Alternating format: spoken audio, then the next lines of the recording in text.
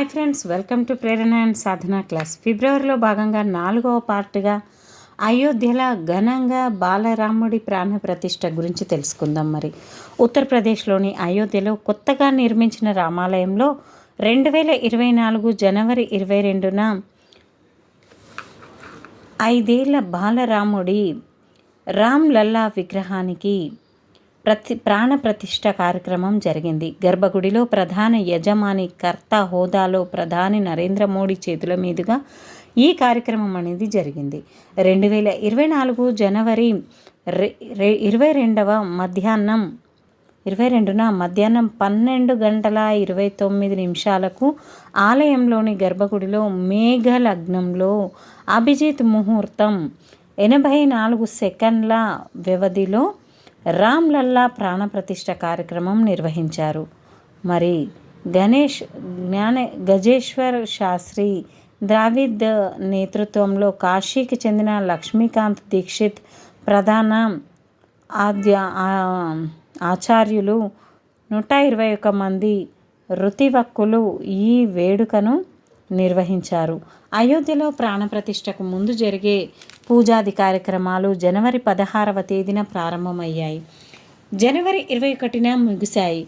జనవరి 17వ తేదీన 51 అంగుళాల బాలరాముడి విగ్రహాన్ని ఊరేగింపుగా తీసుకువచ్చారు. జనవరి 20వ సరయూ నది జలాలలో రామ మందిరాన్ని శుద్ధి చేశారు. అదే రోజు వాస్తు పూజలు నిర్వహించారు. జనవరి 21న బాలరాముడి విగ్రహం సంప్రోక్షణ జరిగింది. కర్ణాటకలోని మైసూర్కి చెందిన ప్రముఖ శిల్పి అరుణ్ యోగిరాజ్, చాలా ఇంపార్టెంట్, అరుణ్ యోగిరాజ్ తయారు చేసిన రామ్లల్లా విగ్రహాన్ని అయోధ్యలో ప్రాణప్రతిష్ఠకు ఎంపిక చేయగా అది జనవరి 22న ఆలయంలో కొలువుదీరింది. రామ్లల్లా విగ్రహాన్ని ప్రతిష్ఠించాక జనవరి 23 నుంచి భక్తులకు దర్శనానికి అనుమతి ఇచ్చారు. అయోధ్య రామ మందిరంలో కొలువైన బాలరాముడికి బాలకరామ్గా అయోధ్య ఆలయాన్ని బాలకరామ్ మందిరంగా పిలువనున్నట్లు శ్రీరామ జన్మభూమి తీర్థక్షేత్ర ట్రస్ట్ జనవరి 23న తెలిపింది. మందిరంలో కొలువుదీరిన రామ్లల్లా 5 ఏళ్ల పసిబాలుడిగా దర్శనమిస్తున్నారు. అందుకే బాలకరామ్ పేరుని నిర్ణయించినట్లు వెల్లడించారు. అయోధ్య రామ మందిరం ప్రత్యేకతలు ఏంటి? మరి అయోధ్య రామ మందిరం ప్రత్యేకతలు: అయోధ్యలో నగర శైలిలో నిర్మిస్తోన్న ఈ రామ మందిరం 2.7 ఎకరాల్లో విస్తరించి ఉంది. అయితే ఉత్తర భారతంలో ఉన్న 3 హిందూ వాస్తు శైలిలో ఇది ఒకటి. పశ్చిమ తూర్పు భారత్లోనూ ఇలాంటి నిర్మాణాలు కనిపిస్తాయి. 380 అడుగులు తూర్పు నుంచి పడమర, పొడవు 250, వెడల్పు 161 అడుగుల ఎత్తులో ఆలయ నిర్మాణం కొనసాగుతుంది. 150 అడుగుల వెడల్పు, 161 అడుగుల ఎత్తుతో ఆలయ నిర్మాణం అనేది కొనసాగుతుంది. 3 అంతస్తుల్లో ఆలయం నిర్మించగా ఒక్కో అంతస్తు ఎత్తు 20 అడుగులు. మొత్తంగా ఆలయానికి 392 స్తంభాలు, 44 గేట్లు ఏర్పాటు చేస్తున్నారు. మొదట అంతస్తులో శ్రీరామ దర్బార్తో పాటు ప్రధాన ఆలయం గర్భగుడిలో బాలరాముడి విగ్రహం ఉంటుంది. ఎవరెవరిది? శ్రీరామ్ దర్బార్తో పాటు ప్రధాన ఆలయం గర్భగుడిలో బాలరాముడి విగ్రహం ఉంటుంది. గర్భగుడి వద్ద 40 కిలోల వెండితో పైకప్పు ఏర్పాటు. ఆలయంలో 5 మండపాలు ఉంటాయి. నృత్యం, రంగమండపం, సభా మండపం, ప్రార్థన, కీర్తన మండపాలు ఉంటాయి. ఆలయ స్తంభాలు, గోడలపై దేవుళ్ళు, దేవతామూర్తుల విగ్రహాలు దర్శనమిస్తాయి. తూర్పు వైపున ఏర్పాటు చేసిన సింహద్వారం నుంచి ఆలయంలోనికి ప్రవేశాలు. ఇక్కడి నుండి 32 మెట్లు ఉన్నాయి. దివ్యాంగులు, వృద్ధులు కోసం లిఫ్టులు, ర్యాంపులు ఏర్పాటు చేస్తున్నారు. ఆలయం చుట్టూ దీర్ఘవృత్తాకారంలో 732 మీటర్ల పొడవుతో గోడ ఉంటుంది. దాని వెడల్పు 14 అడుగులు. వాస్తవానికి నగర శైలి సంప్రదాయాలతో ఆలయానికి పహారీ ఉండదు. ద్రవిడ ఆలయ కళతో ఇది కనిపిస్తుంది. కానీ ఉత్తర దక్షిణ ఆలయాల్లో నిర్మాణ శైలి ప్రతీకగా ఈ ఆలయ నిర్మాణం అనేది ఉంది. ఇలా విశేషంగా ఉంది ఫ్రెండ్స్. సూర్య భగవానుడు, భగవతి, గణపతి, శివుడి ఆలయాలు ఉన్నాయి. మొత్తం 4 రకాల ఆలయాలు ఉన్నాయి ఇక్కడ. సూర్య భగవానుడు, భగవతి, గణపతి, శివుడి ఆలయాలు ఉన్నాయి. ప్రధాన ఆలయానికి ఉత్తర భుజంలో అన్నపూర్ణ అమ్మవారి ఆలయం, దక్షిణ భుజంలో హనుమంతుడి ఆలయం ఉంటుంది. పురాణాల ప్రకారం నాటి సీతారూపం కూడా ఆలయ సమీపంలోనే ఉంటుంది. టెంపుల్ కాంప్లెక్స్లో వాల్మీకి ప్రతిష్ట, విశ్వామిత్ర, అగస్త్య మహర్షులు, నిఖద్రాజ్, శబరి, దేవి ఆలయాలను నిర్మిస్తున్నారు.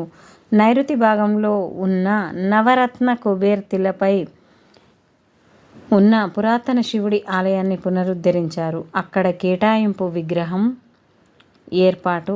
ఆలయం నిర్మాణంలో ఎక్కడ కూడా ఇనుము లోహాన్ని వాడలేదు. ఆలయం కింద 14 మీటర్ల మందంతో రోలర్ కాంక్రీటు ఆర్సీసీ వేశారు.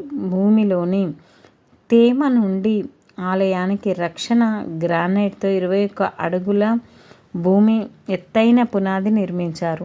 ఆలయంలో పర్యావరణం, నీటి సంరక్షణపై ప్రత్యేక శ్రద్ధ పెట్టారు. మొత్తం 70 ఎకరాల విస్తీర్ణంలో దాదాపు 70% ఎప్పటికీ పచ్చగానే కనిపించే విధంగా చూస్తున్నారు. రామ మందిరంలో ప్రతిష్ఠించిన విగ్రహం ఎత్తు 51 అడుగులు. ఈ విగ్రహాన్ని కర్ణాటకలోని మైసూర్కి చెందిన ప్రముఖ శిల్పి అరుణ్ యోగిరాజ్ రూపొందించారు. అరుణ్ యోగిరాజ్ అనేక ప్రముఖుల విగ్రహాలను తయారు చేశారు. కేదారినాథ్లో స్థాపించిన ఆది శంకరాచార్య విగ్రహం, ఇండియా గేట్ దగ్గర ఉన్న నేతాజీ సుభాష్ చంద్రబోస్ విగ్రహం కూడా అరుణ్ యోగిరాజ్ రూపొందించినవే. బాలరాముడి విగ్రహం పక్కన మత్స్య, కూర్మ, వరాహ, నారసింహ, వామన, పరశురామ, రామకృష్ణ, బుద్ధ, కల్కి అవతారాలు విగ్రహాలు. బాలరాముడి విగ్రహం పైభాగంలో ఓం గణేశ చక్రం, శంఖం, గద్ద, స్వస్తిక్ గుర్తులు. కింది భాగంలో ఒకవైపు హనుమ, మరొక వైపు గరుడ. ఒడిశాలోని కోనార్క్ దేవాలయం గర్భగుడిలోని మూల విరాట్పై సూర్యకిరణాలు పడినట్లుగానే రామ మందిరంలోని బాలరాముడి విగ్రహాల మీద శ్రీరామ నవమి రోజు సూర్యకిరణాలు ప్రసరించేలా అయోధ్య ఆలయ నిర్మాణాన్ని చేపట్టారు. భారీ భూకంపాలను తట్టుకునేలా అయోధ్య రామ నిర్మాణం. అయోధ్యలో రామ మందిరం స్ట్రక్చరల్ ఇంజనీరింగ్ బాధ్యతలను కేంద్ర ప్రభుత్వం ఉత్తరాఖండ్లోని కేంద్రీయ భవన నిర్మాణ పరిశోధన సంస్థ సెంట్రల్ బిల్డింగ్ రీసెర్చ్ ఇన్స్టిట్యూట్కి అప్పగించింది. డిజైన్ల నిర్మాణ వ్యయం, ఇతర అంశాలు టాటా కన్సల్టెన్సీ సర్వీస్ TCS నిర్మాణ పనులను L&T సంస్థలకు కేటాయించింది. కేంద్ర ప్రభుత్వం, ఉత్తరప్రదేశ్ రాష్ట్రాల ఆదేశాలతో వివిధ విభాగాల అధికారులు, సోంపుర వంశస్థుల ప్రతినిధులు, టాటా కన్సల్టెన్సీ అధికారులు, L&T సంస్థ ఇంజనీర్లు, సెంట్రల్ బిల్డింగ్ రీసెర్చ్ ఇన్స్టిట్యూట్ సంచాలకులు డాక్టర్ ప్రదీప్ కుమార్ రామన్చెర్ల పలుమార్లు దేవాలయ ఆకృతిపై చర్చలు జరిపారు. కేంద్ర రాష్ట్ర ప్రభుత్వాలు రామాలయ ఆకృతిపై సంతృప్తి చెందిన తర్వాత పూర్వ నిర్మాణ పనులు మొదలయ్యాయి. తరతరాల పాటు నిలిచిపోయేలా స్ట్రక్చరల్ డిజైన్ను డాక్టర్ ప్రదీప్ రామన్చెర తన బృందంతో రూపొందించారు. భారీ భూకంపాలు వచ్చినా తట్టుకునే సామర్థ్యం ఉండేలా స్తంభాలు, సూపర్ స్ట్రక్చర్ను రూపొందించారు. అంతరిక్షం నుంచి అయోధ్య రామ మందిరం ఉపగ్రహ చిత్రం విడుదల చేసిన ఇస్రో అయోధ్యలో నూతన రామాలయ ఉపగ్రహ చిత్రాలను భారత అంతరిక్ష పరిశోధన సంస్థ ఇస్రో జనవరి 21న విడుదల చేసింది. ఆలయ చిత్రాన్ని హైదరాబాద్లోని ఇస్రోకు చెందిన నేషనల్ రిమోట్ సెన్సింగ్ సెంటర్ అకు అందజేసింది. సెంటర్ అందజేసింది. అంతరిక్షంలో సంచరిస్తున్న ఇండియన్ రిమోట్ సెన్సింగ్ ఉపగ్రహం దీన్ని తీసింది. 2023 డిసెంబర్ 16న తీసిన ఈ చిత్రంలో ప్రధాన ఆలయంతో పాటు దశరథ మహల్, అయోధ్య రైల్వే స్టేషన్, పవిత్ర సరయూ నది కూడా ఉన్నాయి. Thank you friends. ఈ వీడియో మీకు నచ్చింది అనుకుంటున్నాను. ఖచ్చితంగా లైక్ చేస్తూ షేర్ చేయండి friends. Thank you. Bye bye. Keep smiling.